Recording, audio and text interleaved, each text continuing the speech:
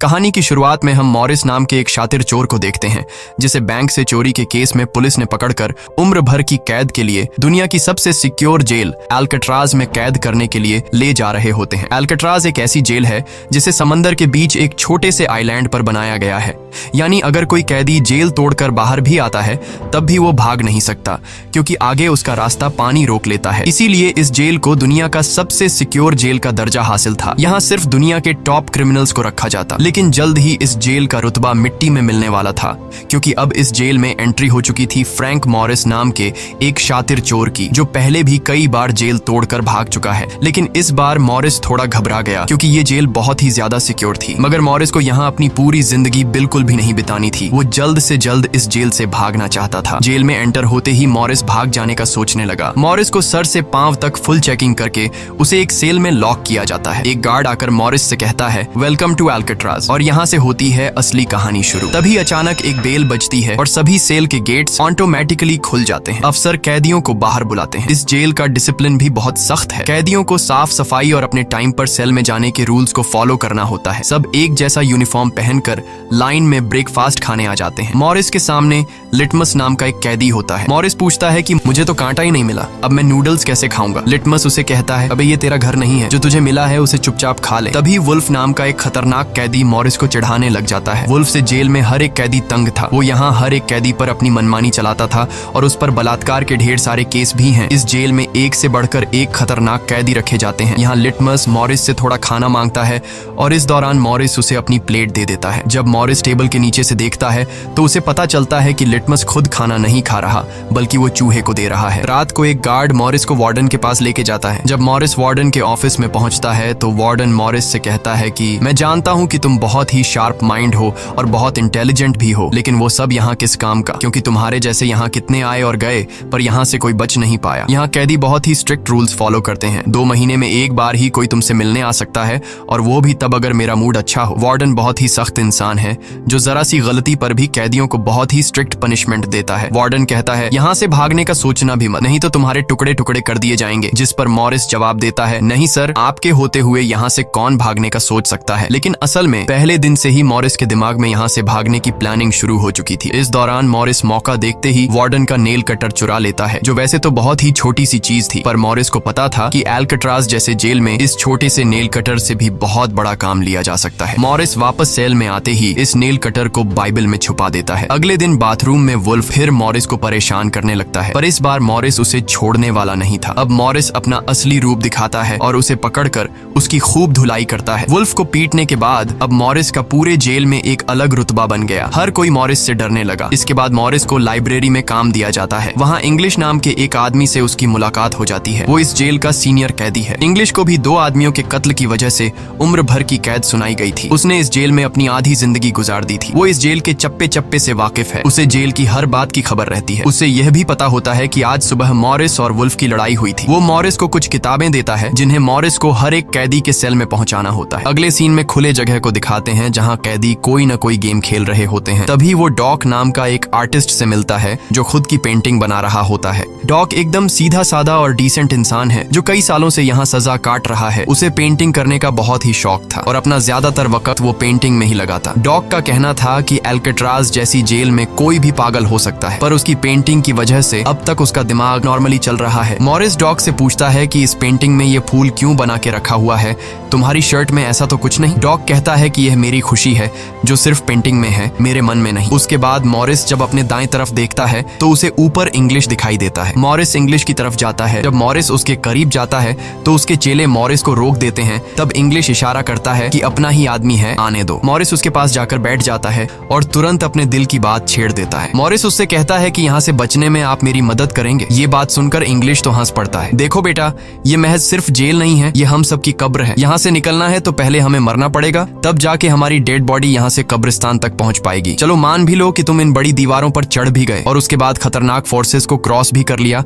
और किसी जादुई शक्ति से तुम यहाँ के सैकड़ों गार्ड से बचकर जेल से बाहर भी निकल जाओ, तब भी यहाँ से भाग नहीं पाओगे क्योंकि आगे तुम्हारा रास्ता समुंदर रोक लेगा। इसलिए टाइम बर्बाद मत करो और चुपचाप सजा काट लो, कम से कम जिंदा तो बचे रहोगे। लेकिन मॉरिस अपने इरादे का पक्का था। वो हर हाल में इस जेल से भागना चाहता था। उस रात एक अफसर मॉरिस को बताता है कि तुम्हें कल से कारपेंट्री का काम दिया गया है, 1 घंटे का 50 सेंट्स दिहाड़ी भी दी जाएगी। मॉरिस फौरन इस काम के लिए राजी हुआ क्योंकि उसे लगा कि वहाँ उसे कोई ऐसा औजार मिल सकता है जिससे उसके भागने में काम आ सकता है। अगले दिन मॉरिस लिटमस से यहाँ से बचने का रास्ता पूछता है। लिटमस कहता है, अरे ये तो बहुत ही आसान है, हर सेल में एक एयर वेंट होता है, उसके जरिए तुम छत पर पहुंच सकते हो, वहाँ से शायद तुम बच पाओ। और मॉरिस की बातों पर मुस्कुराते हुए वहाँ से चला जाता है। तब डॉक मॉरिस को खबरदार कर देता है कि वुल्फ तुम्हारी तरफ आ रहा है। तभी वुल्फ मॉरिस पर चाकू से वार करने आता है। मॉरिस अपना कोट हाथ में लपेटकर उसके साथ लड़ने लग जाता है। इतने में एक गार्ड उसे रोकने आता है तो वुल्फ गार्ड पर भी चाकू से वार कर देता है। अब मामला बिगड़ जाता है और वॉच टावर का गार्ड शूट करने लगता है। तब जाकर मॉरिस और वुल्फ लड़ना बंद करते हैं। मॉरिस को पता नहीं था कि वॉच टावर पर भी एक गार्ड है। वो अब एक एक करके इस जेल की हर बात को नोटिस करने लग जाता है। मॉरिस और वुल्फ को गार्ड्स डी ब्लॉक में ले जाते हैं, जहाँ रात भर कैदियों को अंधेरे में रखकर टॉर्चर किया जाता है। ये एक ऐसा सेल था जहाँ कोई भी कैदी नहीं जाना चाहता था। जाने से पहले वुल्फ मॉरिस को धमकाता है कि बेटा, तेरी मौत तो मेरे हाथों होगी। उस रात मॉरिस को तरह तरह के टॉर्चर्स सहने पड़ जाते हैं, जिससे उसकी हालत काफी खराब हो जाती है। 2 हफ्ते तक इस अंधेरे वाले सेल में रहने के बाद उसे वापस उसके सेल में लेके आते हैं, जहां लिटमस अपने पालतू चूहे से मॉरिस को एक नोट भेजता है जिसमें लिखा होता है, वेलकम बैक मॉरिस। एक दिन चार्ली नाम का एक नया कैदी आता है जिसे मॉरिस के पास वाले सेल में रखा जाता है। मॉरिस और चार्ली में जल्दी दोस्ती हो जाती है। मॉरिस फिर उसे अपने दूसरे दोस्तों से भी मिलवाता है। उसी समय वार्डन बिना किसी को बताए हर एक कैदी के सेल को चेक करता है। जब वो डॉक के सेल में जाता है तो डॉक के सेल में उसके बनाए हुए कई पेंटिंग्स होते हैं। वार्डन हैरान रह जाता है कि दिन ब दिन उसकी पेंटिंग तो बढ़ती जा रही है। डॉक ने वार्डन की पेंटिंग भी बना के रखी होती है। उसे देखकर वार्डन मुस्कुराने लग जाता है, लेकिन पता नहीं क्यों अगले दिन वार्डन डॉक के सेल में बनाई गई सभी पेंटिंग्स को बाहर फेंकने का गार्ड्स को ऑर्डर देता है। वार्डन के इस फैसले ने डॉक को अंदर से पूरी तरह तोड़ दिया, क्योंकि डॉक सिर्फ अपनी पेंटिंग के ही सहारे जिंदा था। वह अपने हर एक बनाए हुए पेंटिंग से बहुत प्यार करता था, क्योंकि यहाँ उसकी सिर्फ एक ही खुशी थी और वो भी उस बेचारे से छीन ली गई।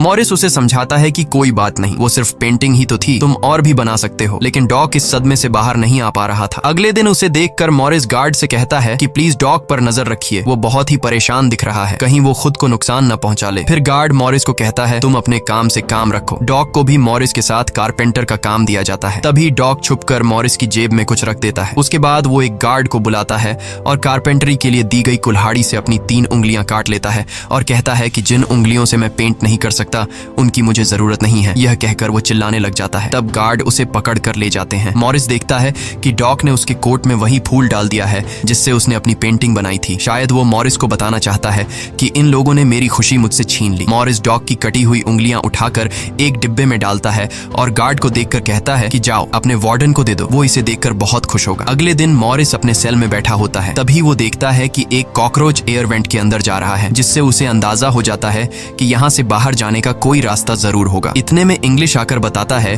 कि डॉक ने खुद की उंगलियां इसलिए काटी क्योंकि उसे पेंटिंग करने की परमिशन रद्द कर दी गई थी, इसीलिए उसने तंग होकर अपनी उंगलियां काट लीं। यह जानकर मॉरिस को बहुत गुस्सा आता है। अगले दिन डाइनिंग हॉल में वार्डन मॉरिस से पूछता है कि तुम इस डॉग को इतना सपोर्ट क्यों कर रहे हो। वह कहता है ऐसा कुछ नहीं है। ये कहकर मॉरिस वापस टेबल पर जाकर बैठ जाता है। वहाँ उसकी मुलाकात 2 भाइयों जॉन और क्लैरेंस से होती है, पर मॉरिस उनसे ऐसे बात करता है जैसे वह उन्हें पहले से जानता हो। जॉन और क्लैरेंस दरअसल ये दोनों किसी और जेल में मॉरिस के गैंग में थे। जॉन को अब जेल से भागने का काम आसान लगने लगा क्योंकि ये दोनों भाई मॉरिस की तरह शार्प माइंड थे और अब ये तीनों जेल से भागने की प्लानिंग करने लगे। दोपहर को चार्ली की गर्लफ्रेंड उससे मिलने आती है। दूसरी तरफ इंग्लिश की बेटी उससे मिलने आई होती है। इंग्लिश अपनी बेटी को देखते ही उसकी आंखों में आंसू आ जाते हैं क्योंकि उसकी बेटी उसकी गैर मौजूदगी में काफी बड़ी हो चुकी थी और इंग्लिश को अपनी बेटी का बचपन न देख पाने का बहुत अफसोस था। दूसरी तरफ चार्ली को उसकी वाइफ बताती है कि तुम्हारी माँ बहुत बीमार है और डॉक्टर कहते हैं कि वह 1-2 महीनों से ज्यादा नहीं बच पाएंगी। ये बात सुनकर अब चार्ली भी अल्काट्राज से भागने का सोचने लगता है और इतने में गार्ड आकर कहता है कि बात करने का समय खत्म हो चुका है। अब चार्ली बहुत परेशान होता है। वह उस रात मॉरिस से कहता है कि अगर तुम यहाँ से भागने का प्लान बनाओ तो मुझे भी शामिल कर लेना। अगले दिन मॉरिस, चार्ली, जॉन और क्लैरेंस की मीटिंग होती है। तब मॉरिस उन्हें बताता है कि हर सेल का एयर वेंट ऊपर छत पर खुलता है और दूसरी बात ये कि ये जगह खारे पानी से भरे समुद्र के बीच है, जिसकी वजह से दीवारें कमजोर हो गई हैं। मेरे पास एक नेल कटर है और मैंने खुदाई पहले से शुरू भी कर दी है। अगर मैं थोड़ा थोड़ा करके खोदूं और एक छोटा सा टनल बनाकर छत पर पहुंच जाऊं तो इस जगह की जांच करने के बाद पता चल जाएगा कि यहाँ से कैसे भागा जा सकता है। जॉन पूछता है कि रात को अगर गार्ड्स को पता चल गया कि तुम अपने सेल में नहीं हो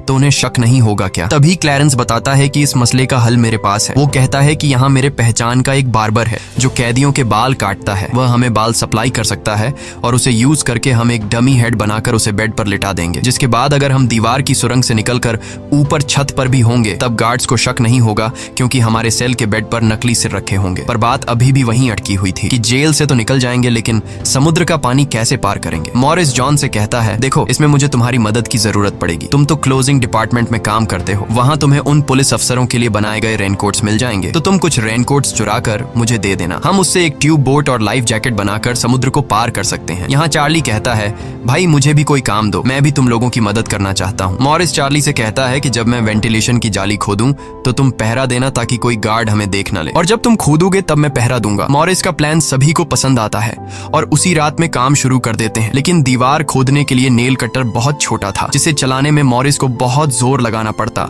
और मॉरिस को दीवार खोदने में काफी मुश्किल हो रही थी। उसके हाथ में कहीं छोटे भी आई, लेकिन वो धीरे धीरे उस होल को खोदने लगता है। अगले दिन वो खाने के टेबल पर अपने दोस्तों से कहता है कि मुझे खुदाई के लिए एक बड़े औजार की जरूरत है, नेल कटर से दीवार खुरेदना बहुत मुश्किल हो रहा है। तभी मॉरिस ने अपने हाथ में चम्मच को देखते हुए उसके दिमाग में एक आइडिया आया। वो जानबूझकर चम्मच को अपने जूते पर घिसकर उसे गंदा कर देता है। उसके बाद मॉरिस ने गार्ड को बुलाया और कहा कि ये चम्मच गंदा है, मुझे दूसरा चम्मच दो। बाकी लोगों ने भी गार्ड से उनका चम्मच बदलने की रिक्वेस्ट की। गार्ड को इसमें कोई गड़बड़ नहीं लगी और उसने फौरन चम्मच बदलने की इजाजत दे दी, जिसके बाद वह सीधा टेबल की तरफ बढ़ता है जहां एक और सिक्योरिटी गार्ड सीट पर बैठा होता है। पर जैसे ही वह टेबल पर रखे हुए चम्मच बदलने लगता है तो जॉन ने वहां मौजूद गार्ड को बातों में उलझा लिया, जिसका फायदा उठाते हुए मॉरिस ने एक के बजाय 2 चम्मच उठा लिए और एक को जेब में छुपाकर रख दिया, जिसके बाद वह सीधा अपने सेल में चला जाता है। रात को इंग्लिश उसे बुक देने आता है तो मॉरिस पूछता है कि क्या यहाँ पर वेल्डिंग करने वाला कोई इक्विपमेंट मिलेगा? इंग्लिश समझ जाता है कि मॉरिस के सिर पर अब भी जेल से भाग निकलने का भूत सवार है। वह कहता है कि मैं तुम्हें पहले भी बता चुका हूँ कि तुम्हारी कोशिश बेकार हो जाएगी, क्योंकि तुम पकड़े जाओगे और शायद अपनी जान भी गंवा दोगे। इतने सालों में मुझे कभी भागने का ख्याल नहीं आया, क्योंकि मैं जानता हूँ ये इम्पॉसिबल है, लेकिन तुम जिद्दी हो तो मैं क्या कर सकता हूँ, करो कोशिश। लेकिन मॉरिस को उसकी वार्निंग का कोई फर्क नहीं पड़ता। वह अगले दिन लिटमस से माचिस मांगता है और कहता है कि अगर आप मेरी मदद करेंगे तो मैं आपके चूहे को अपने हिस्से का खाना हर रोज दूंगा। लिटमस खुश होकर ये डील मान जाता है, क्योंकि लिटमस को चूहा बहुत पसंद था। उसी रात लिटमस मॉरिस को अपने माचिस पास कराता है। मॉरिस नेल कटर के एक हैंडल को निकालता है, जिससे वह एक छोटा सा बेलचा बनाने जा रहा होता है। फिर वह चम्मच को तोड़कर नेल कटर की हैंडल से जोड़ लेता है। फिर माचिस चलाकर दोनों को अच्छी तरह से वेल्ड करके एक नुकीला औजार तैयार कर लेता है। बस फिर क्या था, वो वेंट के चारों ओर खुदाई शुरू करता है। चार्ली पहरा देता है। अगर कोई गार्ड उस तरफ आया तो वह तुरंत सीटी मारकर मॉरिस को सिग्नल देगा, पर पहरा देते देते चार्ली की आंख लग जाती है और तभी वहां पर एक गार्ड आता है। पर खुशकिस्मती से ऐन वक्त पर इंग्लिश ने बीच में आकर उस गार्ड का ध्यान भटकाया और दूसरी तरफ इंग्लिश की बातचीत सुनते हुए चार्ली की भी आंख खुल गई, लेकिन टेंशन में वह सीटी भी नहीं मार पाता। जिसके बाद वह कोई चीज गिरा देता है तो मॉरिस उसका इशारा समझकर वेंट को कवर करके बेड पर लेट जाता है। गार्ड पूछता है कि यहाँ कुछ जलने की स्मेल आ रही है। मॉरिस कहता है, सर आपके रहते मजाल है कि कोई स्मोक करेगा, मुझे तो कोई बू नहीं आ रही है। उस गार्ड को भी ठंडक पहुंचती कि चलो कोई तो मेरी कदर करता है। उसके जाते ही मॉरिस वेंट के चारों ओर कंक्रीट निकाल देता है, लेकिन वो देखता है कि वेंटिलेशन जाली के साथ पेच भी घुसे गए हैं, जिसे काटने के लिए कोई शार्प औजार लगेगा। इस दौरान मॉरिस को जब भी बाहर जाने का मौका मिलता तब वह ग्रिल से निकली हुई सीमेंट को चुपचाप बाहर गिरा देता। अगले दिन कारपेंटर का काम करते हुए वह एक मेटल उठा लेता है जो चाकू की तरह शार्प है, लेकिन चार्ली उसे कहता है कि मेटल डिटेक्टर से बचकर तुम्हें इसे बाहर कैसे लेके जाओगे। मॉरिस बहुत ही कॉन्फिडेंस से कहता है कि वो सब मैं देख लूंगा। जब मॉरिस बाहर जाता है तो दरवाजे पर मेटल डिटेक्टर बजने लगता है। दरअसल मॉरिस मेटल को हाथ में उठा लाया था। गार्ड पूछता है कि ये क्यों लेके जा रहे हो? मॉरिस कहता है, सर वो मैंने सोचा कि कपड़े टांगने के लिए इसे यूज करूंगा। गार्ड कहता है, ज्यादा होशियार मत बनो और वो मुझे दे दो। ये कहकर गार्ड वो मेटल उससे ले लेता है और मॉरिस को पूरी तरह चेक करके जाने देता है, लेकिन अपना हीरो तो हीरो है। दरअसल उसने 2 मेटल चुराए थे, एक हाथ में लाया था और दूसरा शूज में छुपा के रखा हुआ था। उस शार्प मेटल से वह ग्रिल को काट लेता है। अब बारी आती है गार्ड्स को चकमा देने के लिए नकली सिर बनाने का, जिसके लिए ये चारों अपनी जिम्मेदारी का काम करते हैं। चार्ली गार्ड से थोड़ा पेंट मंगवाता है। वो गार्ड से कहता है कि मुझे आर्ट बनाने का शौक है। गार्ड भी इनकार नहीं करता और पेंट उसको ला कर दे देता है। मॉरिस उस होल से निकाले गए कंक्रीट को पीसकर एक पाउडर बनाता है। जॉन नाई की दुकान से बाल इकट्ठा करके लाता है और क्लैरेंस लाइब्रेरी से पुरानी किताबें इकट्ठा कर लेता है। सारा सामान इकट्ठा होने के बाद मॉरिस पानी और पुराने मैगजीन का इस्तेमाल करके एक डमी सिर बनाने लगता है, जिसके ऊपर पेंट और नकली बाल लगाकर बिल्कुल रियल दिखने वाला एक नकली सिर तैयार कर लेता है। साथ ही साथ मॉरिस ने अपने प्लान को और मजबूत करने के लिए नकली कार्डबोर्ड बनाए जिससे कोई शक नहीं कर पाएगा कि सामने की दीवार में किसी ने सुरंग बनाई है। एक रात मॉरिस ने अकेले ही ऊपर जाने का फैसला किया, जिसके लिए उसने अपनी बनाई गई नकली खोपड़ी को बेड पर रखा और उसे गर्दन तक कंबल से ढक लिया। जिसके बाद वह नकली कार्डबोर्ड लेकर सुरंग से बाहर निकल आता है। वहां मॉरिस पाइप्स को पकड़कर धीरे धीरे ऊपर छत पर चढ़ जाता है। दूसरी तरफ चार्ली बाहर पहरा दे रहा होता है। छत पर पहुंचने के बाद मॉरिस देखता है कि वहां ऊपर एक लोहे का ग्रिल है जिस तक वह कूद कर भी नहीं पहुंच पाता। इसी बीच एक गार्ड आता है और चार्ली से पूछता है कि इतनी देर रात तक तुम पेंट क्यों कर रहे हो और तुम्हारा दोस्त मॉरिस आज इतनी जल्दी क्यों सो गया। चार्ली कहता है कि जी सर, आज मॉरिस कारपेंट्री का काम करते हुए थक गया था, इसलिए वह जल्दी सो गया। तभी अचानक गार्ड के हाथ से उसकी लाठी नीचे गिर जाती है। उसे उठाते हुए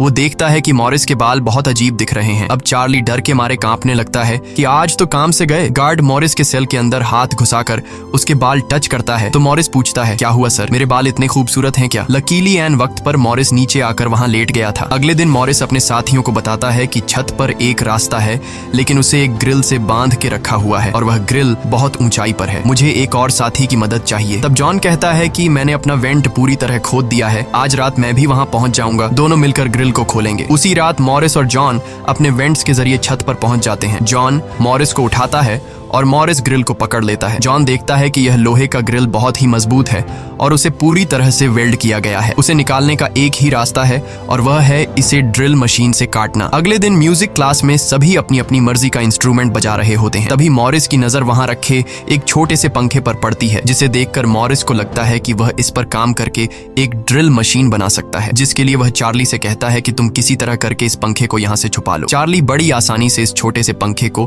अपने इंस्ट्रूमेंट बॉक्स में छुपाकर रख देता है। जब चार्ली बाहर आता है तो गार्ड्स उसके इंस्ट्रूमेंट बॉक्स को चेक भी करते हैं, लेकिन उन्हें पंखा नहीं नजर आता और चार्ली को जाने दिया जाता है। वह पंखा जैसे ही मॉरिस के हाथ लगता है तो मॉरिस उस पर काम करना शुरू कर देता है और कई घंटों बाद मॉरिस उस पंखे से एक ड्रिल मशीन तैयार कर लेता है। उस रात मॉरिस और चार्ली छत पर चढ़कर उस लोहे की रोड को ड्रिल मशीन से काटने लग जाते हैं। ड्रिल मशीन की आवाज काफी तेज थी, जो कि ड्रिल की आवाज को सुनकर गार्ड्स ऊपर आने लगते हैं, लेकिन तब तक मॉरिस ग्रिल का एक रोड काट देता है और ड्रिलिंग की आवाज बंद हो जाती है। ड्रिल की आवाज बंद होने के बाद गार्ड उसे नजरअंदाज करके वापस चला जाता है। अब इन चारों ने भागने के लिए अपने सभी रास्ते खोल दिए थे, जिसके बाद वह मंगलवार की रात को दुनिया की सबसे सिक्योर जेल एल्केट्राज से भागने वाले थे, जिससे आज तक कोई भी नहीं भाग पाया था। अगले दिन फिर उनकी मीटिंग होती है और वह भी मूवी हॉल में, जहां सब मूवी देख रहे होते हैं। मूवी की आवाज के बीच मॉरिस जॉन और क्लैरेंस से पूछता है कि क्या तुम्हारा वेंट तैयार हुआ है और उन रेनकोट्स का क्या हुआ जिससे हम ट्यूब बोट्स और लाइफ जैकेट्स बनाने वाले थे। वह बताते हैं कि सब तैयार है, हमारा डमी सिर भी एकदम रेडी है, बस बच निकलने की देरी है। अगली सुबह नाश्ते के दौरान मॉरिस ने डॉग की दिए हुए फूल को टेबल पर रखा। वार्डन ने जब इस फूल को देखा तो वार्डर उनकी टेबल पर आकर वहां रखे हुए फूल को मसल देता है। ये देखकर लिटमस को बहुत गुस्सा आता है क्योंकि ये फूल डॉग का फेवरेट था और डॉग मर चुका था। लिटमस तो गुस्से में उस पर हमला करता है कि एक तो तुमने डॉग को मार दिया और दूसरी तरफ तुम उसकी दी गई एक छोटी सी निशानी को भी नहीं छोड़ रहे हो। लेकिन जैसे ही वह वार्डन पर हमला करता है उसे अचानक हार्ट अटैक आ जाता है और वह नीचे गिर पड़ता है। मॉरिस को वार्डन पर बहुत गुस्सा आता है और चारों उसी रात बच निकलने का फैसला करते हैं। मॉरिस आधी रात का इंतजार कर रहा होता है ताकि गार्ड्स का पहरा जरा कमजोर हो जाए तो हम आसानी से बच निकल पाएंगे। तभी मॉरिस के सेल में इंग्लिश उसे कुछ बुक्स देता है तो मॉरिस कहता है कि आखिरी बार तुमसे हाथ मिलाना चाहता हूँ। इंग्लिश समझ जाता है कि मॉरिस ने यहाँ से बचने का पक्का प्लान बना लिया है। वह चुपचाप यहाँ से चला जाता है, लेकिन फिर जो होता है वह मॉरिस ने बिल्कुल भी नहीं सोचा था। वार्डन अचानक उसके सेल को चेक करने आता है, जैसे वार्डन को किसी ने उसके प्लान के बारे में बता दिया हो। मॉरिस बहुत ज्यादा घबरा जाता है क्योंकि इतने महीनों की मेहनत के बाद